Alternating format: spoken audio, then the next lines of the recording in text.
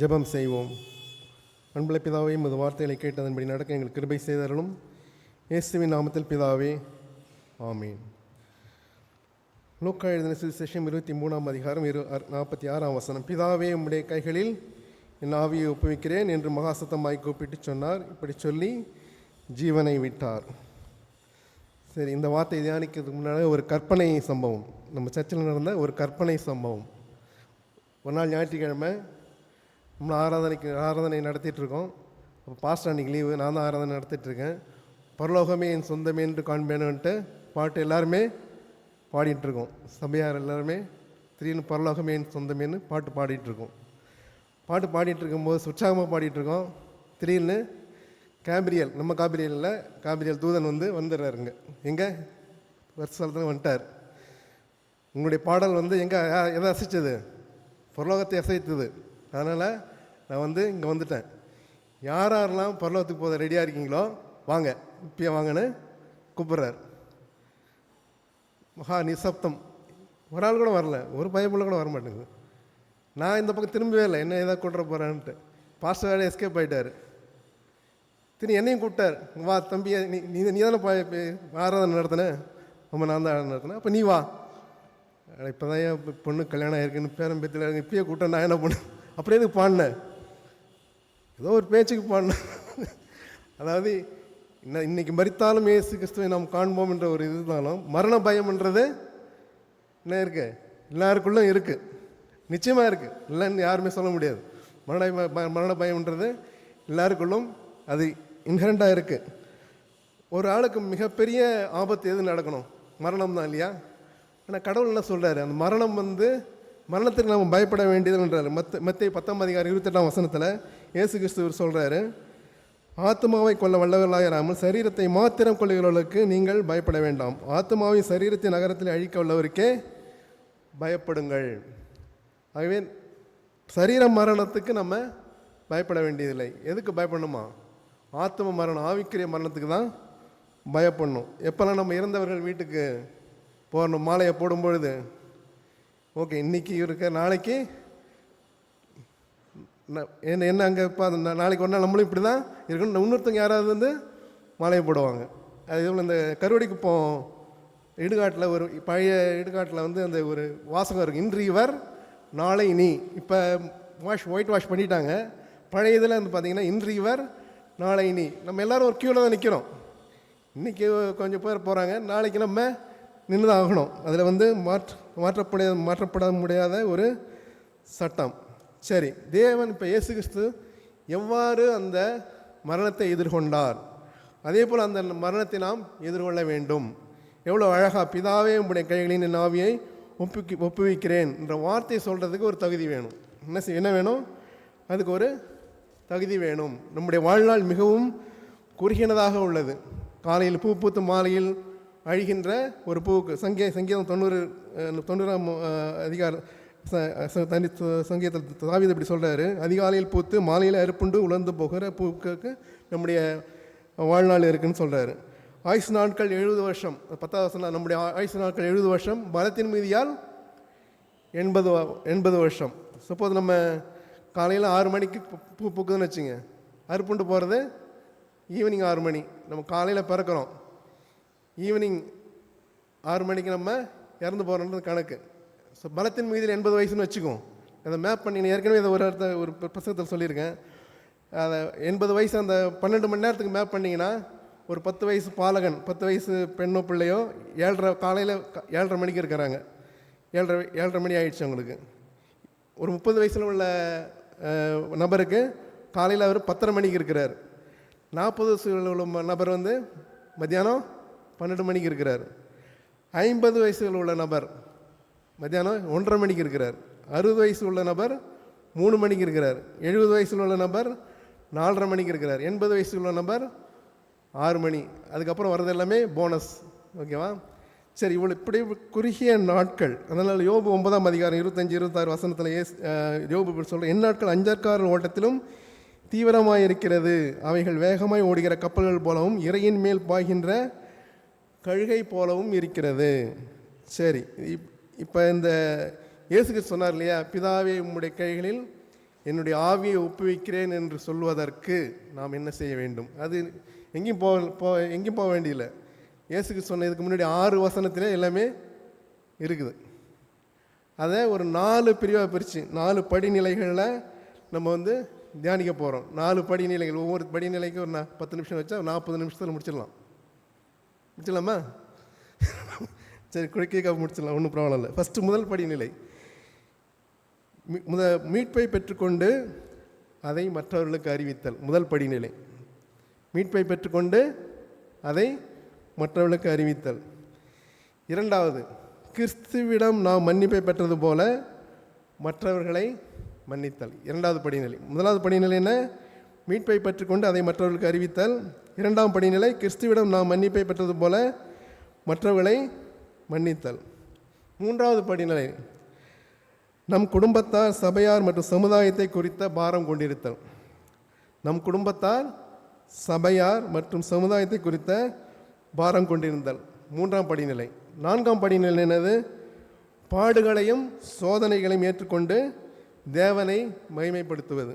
பாடுகளையும் சோதனைகளையும் வெற்றி கொண்டு தேவனை மகிமைப்படுத்துவது. ஐந்தாவது படிநிலை தான் என்னது? இயேசு கிறிஸ்து சொன்ன மாதிரி தன்னுடைய ஜீவனை தன்னுடைய பிதாவினிடத்தில் ஒப்பு கொடுப்பது. ஐந்தாவது காரியம். இந்த 4 படிநிலையை சரியாக செஞ்சிட்டாலே அந்த 5வது காரியம் ஆட்டோமேட்டிக்காக நடக்கும். சரி, முதலாவது படிநிலை என்னன்னு பார்த்தோம். நாம் மீட்பை பெற்றுக்கொண்டு அந்த மீட்பை மற்றவர்களுக்கு பறைசாற்றுதல். இதற்கு யார் உதாரணமாக இருக்கா? இந்த 6 வசனத்தில் யார் உதாரணம்? கள்ளன் தான். நம்ம கள்ளன் ஸ்தானத்தில் தான் நம்ம இருக்கோம். கள்ளன் என்ன செய்கிறான்? இயேசு கிறிஸ்துவை ஏற்றுக்கொண்டு மனம் திரும்பி எதை பெறான்? மீட்பை பெறுகிறான். மீட்பை பெறுவது மட்டுமல்லாமல் அவனே செய்கிறான், அந்த மீட்பை பெறுவதற்கு முன்னாடியே அந்த விசுவாசத்தை யாருக்கு அணிவிக்கிறான்? பக்கத்தில் உள்ள கள்வனுக்கு அறிவிக்கிறான். லூக்கா 23 அதிகாரம் 40-41 வசனத்தில் மற்றொரு கொள்ளனை பார்த்து அவன் சொல்கிறான். என்னன்னு சொல்கிறான்? நீ ஆக்கினைக்குட்பட்டவனாக இருந்தும் தேவனுக்கு பயப்படுகிறது இல்லையா? நாமோ நியாயப்படி தண்டிக்கப்படுகிறோம். நாம் நடப்பித்தவர்களுக்கு தக்க பலனை அடைகிறோம்.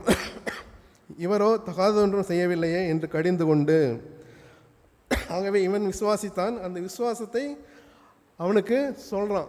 நம்ம இப்படிலாம் இருக்கோம், அவர் எதுவுமே பண்ணல, நீயா அந்த மாதிரி பண்ணுறேன்ட்டு அவருக்கு மீட்பை பெற்றுக்கொண்டு மீட்பை என்ன சொல்கிறான்? அறிவிக்கிற ஒரு மகனாக அவன் காணப்பட்டான். அதே போல் நாமும் இந்த கல்வனை போல் மீட்பை பெற்றுக்கொண்டு மற்றவர்களுக்கு நம்முடைய விசுவாசத்தை பறைசாற்றுகளாக காணப்பட வேண்டும். இதுதான் முதல் படிநிலை. ஃபஸ்ட்டு ஆவிக்குரிய வாழ்க்கை இதில் தான் ஆரம்பிக்கிறது. கல்வனுக்கு அதிலே முடிஞ்சு போச்சு. ஏன்னா அவனுக்கு வேறு ஸ்டான்ஸ் கிடைக்கல. அவன் வாழ்க்கையை ஆரம்பித்ததும் இருந்து ஒரு 2 மணி நேரத்தில் முடிஞ்சு போச்சு அவனுக்கு. ஆனால் நமக்கு அப்படி இல்லை. நம்ம ஆரம்பிக்கிறோம், இன்னும் இந்த 3 படிநிலையிலும் முடிக்க வேண்டியவர்களாக நம்ம காணப்படுறோம். இரண்டாவது படிநிலை,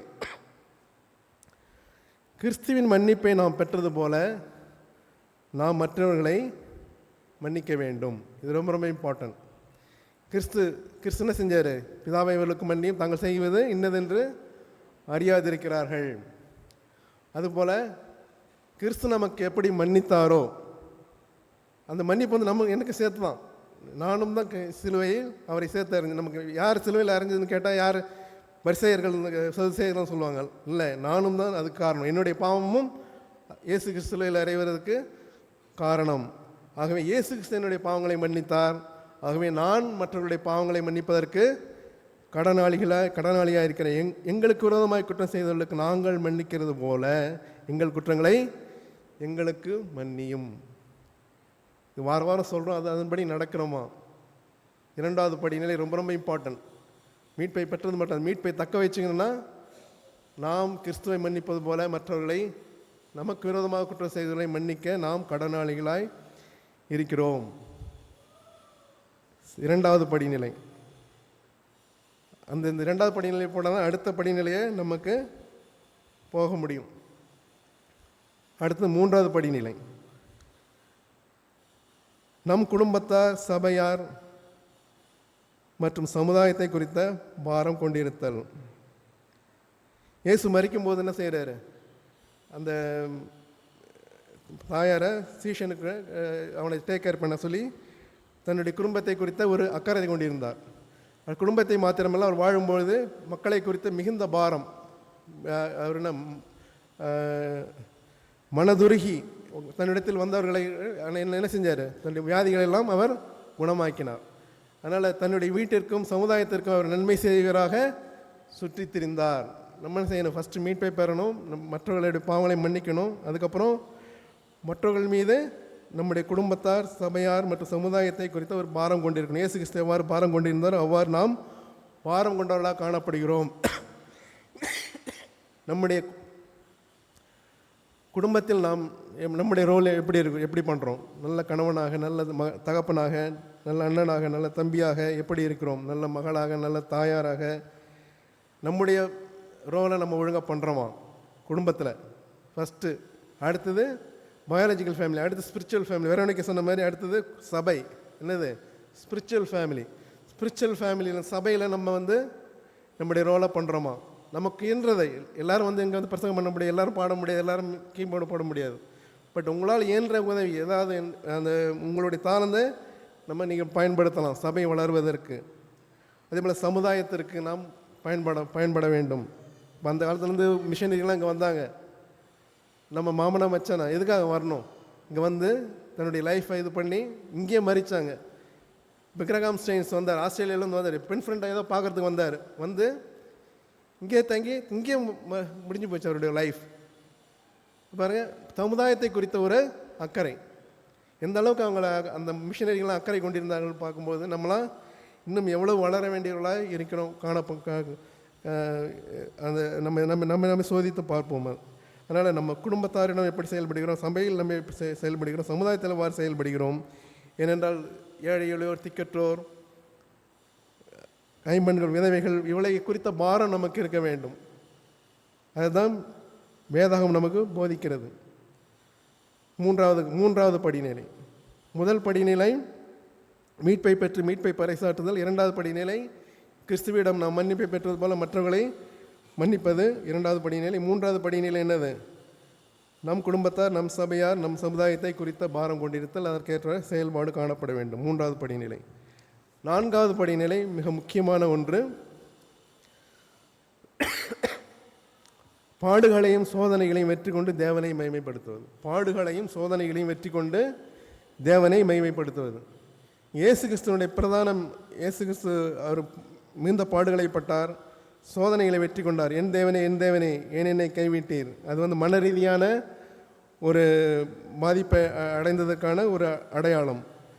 நான் தாகமாக இருக்கிறேன், சரீரப்பிரகாரமான பாதிப்படைந்ததுக்கு ஒரு அடையாளம். அப்படி இருந்தாலும் அவர் பிதாவுடைய சித்தத்தை பூரணமாக முடிந்தது என்று அவர் வெற்றி முழக்கமிட்டார். அதான் பாடுகளையும் சோதனைகளையும் மேற்கொண்டு தேவனை மகிமைப்படுத்தினார். ஜெசிந்தா சொன்ன மாதிரி யோவான் எழுதின சுவிசேஷம் 17ஆம் அதிகாரம் 4ஆம் வசனத்தில், பூமியிலே நான் உம்மை மகிமைப்படுத்தினேன், நான் செய்யும்படி நீர் எனக்கு நியமித்த கிரியையை செய்து முடித்தேன். எப்படி மகிமைப்படுத்தினார்? அனிதினம் சிலுவை சுமந்தவராக. சிலுவை சுமத்தல நம்ம படிச்சிருப்போம், எப்படி நம்ம தேவனை மகிமைப்படுத்தணுன்ட்டு. அது பெரிய பிரசங்கமே இருக்குது அதில். ஆகவே 1 பேதுரு 4:13 மாதிரி கிறிஸ்துவின் மகிமை வெளிப்படும் போது நீங்கள் களி கூர்ந்து மகிழும்படியாக அவருடைய பாடுகளுக்கு பங்காளிகளானதால் சந்தோஷப்படுங்கள். ஆகவே அவருடைய பாடுகளுக்கு பங்காளியாகி அந்த பாடுகளை சகித்து அவர் கொடுக்குற சோதனையை மேற்கொண்டு ஜெயங்கொண்டவர்களாக அவர் சித்தத்தை, அவர் நியமித்த ஓட்டத்தை, அதாவது ஒவ்வொருத்தங்களும் ஒரு ட்ராக் சொன்ன மாதிரி, ஜெசிந்தா சொன்ன மாதிரி ஒவ்வொருத்தங்களும் ஒரு ட்ராக் அவர் சொல்லியிருக்காரு, ஒவ்வொருத்தங்களும் ஒரு தனி சிலபஸ். அந்த ட்ராக்கில் ஓடி நம்ம ஓட்டத்தை முடிக்கிறவர்களாக. நம்ம பூரணமாக நம்மளால் முடிக்க முடியாது. இயேசு கிறிஸ்து சொன்ன மாதிரி முடிந்ததுன்றது ஒருபோதும் நம்ம யாரும் சொல்ல முடியாது. இயேசு கிறிஸ்து மாத்திரமே அதை சொல்ல முடியும். ஆனால் முடித்து வைக்கிறவர் யார்? இயேசு கிறிஸ்து. ஓகேவா? முடித்து வைக்கிறவர். ஒரு காலத்தில் இதை நாம் இந்த 4 படிநிலையில் நாம் செய்யும்பொழுது ஒரு காலத்தில் போதும் இந்த தம்பி நீ வந்துடுன்னும் போது நம்ம என்ன செய்யலாம்? அப்போ நம்ம என்ன செய்யலாம்? பிதாவே உம்முடைய கைகளில் என்னுடைய ஜீவனை ஒப்புவிக்கிறேன்னு அழகாக நம்ம சொல்லலாம். அப்போ நமக்கு தகுதி உள்ளவர்களாய் இருப்போம். நம்மை அந்த மரணத்தை எதிர்கொள்ளுவர்களாக, ஒருவேளை கிறிஸ்துவனுடைய வருகையோ அல்லது மரணம் எது வந்தாலும் அதை முழுமையாக எதிர்கொள்வர்களாக நாம் காணப்படுவோம். ஆகவே ஃபைனலாக அது நம்ம ஒப்பு கொடுக்குற அனுபவமாக இருக்கும். ஆகவே மீட்பை பெற்றுக்கொண்டு அதை மற்றவர்களுக்கு அறிவிப்பது, அது இரண்டாம் வார்த்தைக்கு அடையாளமாக இருக்கிறது. அது முதலாவது படிநிலை. நாம் கிறிஸ்துவிடம் மன்னிப்பை பெற்றது போல மற்றவர்களை மன்னிப்பது, அது முதலாம் வார்த்தைக்கு அடையாளமாக இருக்கிறது. அது இரண்டாம் படிநிலை. நம் குடும்பத்தார், நம் சபையார் அல்லது ஆவிக்குரிய குடும்பத்தார் மற்றும் சமுதாயத்தை குறித்த பாரம் கொண்டிருத்தல், அது 3ஆம் வார்த்தைக்கு அடையாளமாக இருக்கிறது. அது 3ஆம் படிநிலை. பாடுகளையும் சோதனைகளையும் வெற்றி கொண்டு தேவனை மகிமைப்படுத்துவது, அது 4, 5, 6 வார்த்தைகளுக்கு அடையாளமாக இருக்கிறது. அது 4ஆம் படிநிலை. முடிவாக இவர்களை செய்யும்பொழுது நாம் இயேசு கிறிஸ்து என்ன சொன்னாரோ, பிதாவை உம்முடைய கைகளில் என்னுடைய ஆவியை ஒப்பிக்கிறேன்னு சொல்லும்போது நாம் பீஸ்ஃபுல்லாக இந்த உலகத்தை விட்டு கடன் செல்லும் அனுபவமாக அது இருக்கும். தேவன் தாமே இந்த வார்த்தைகளை ஆசீர்வதிப்பதாக. ஆமென்.